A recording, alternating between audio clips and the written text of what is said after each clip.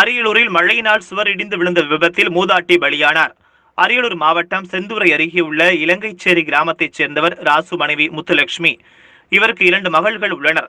கணவனை இழந்த இவர் தனியாக குடிசை வீட்டில் வசித்து வருகிறார். இவர் நேற்று மதியம் தமது குடிசை வீட்டில் தமது மகள் அமுதாவுடன் சமையல் செய்து கொண்டிருந்தார்.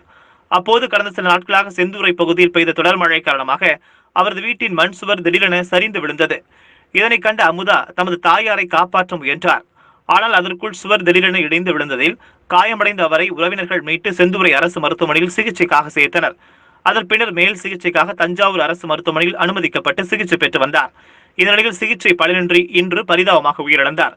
இதுகுறித்து தகவல் அறிந்த செந்தூரை போலீசார் மற்றும் தாசில்தார் முத்துகிருஷ்ணன் ஆகியோர் விசாரணை மேற்கொண்டு வருகின்றனர். அவங்க மட்டும்